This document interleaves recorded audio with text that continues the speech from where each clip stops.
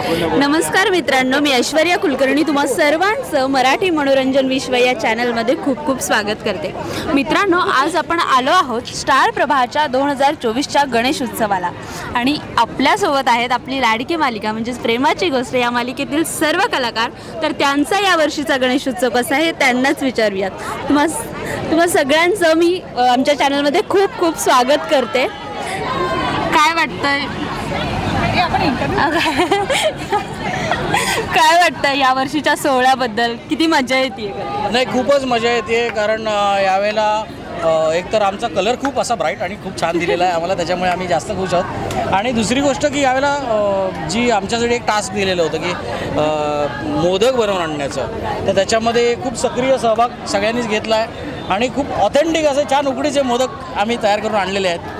बघूया आता त्याला कसा प्रतिसाद मिळतोय। तुम्हाला कसं वाटतं या सोहळ्याबद्दल?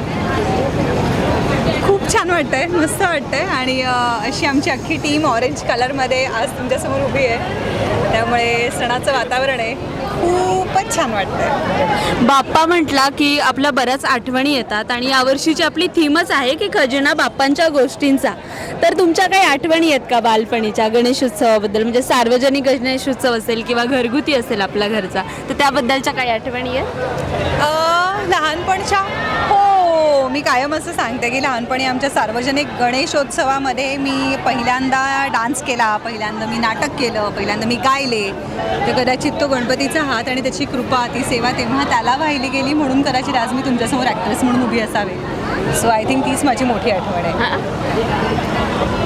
खूप जास्त आठवणी आहेत। पहिलं तर म्हणजे आरती। लहान असताना कसे आपण सगळे एका घरातून दुसऱ्या घरात असे आरती करत करत अख्खा एक वेळ जायचा।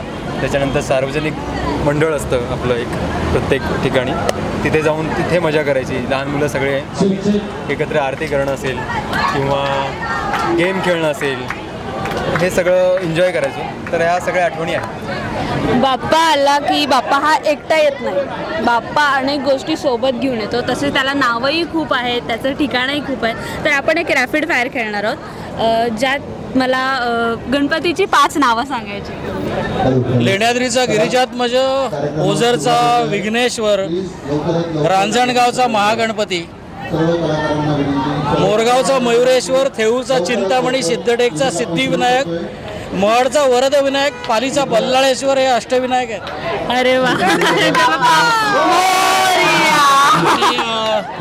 मला तुम्हा सगळ्यांना सांगायला एक गोष्ट आवडेल की कलाक्षेत्रात वावरत असताना मी टुरिझम फील्डमध्ये सुद्धा काम केलं आहे आणि माझ्या अष्टविनायक हे जे श्रद्धास्थान आपलं मानलं जातं, याच्या 450च्या वर ट्रिप झाले आहेत। अरे बापरे! बाप्पा पण मला ओळखतो। बरोबर आहे। पुण्याचे बाप्पा प्रेमाची गोष्ट नक्की बघतो। पुण्याचे मानाचे 5 गणपती।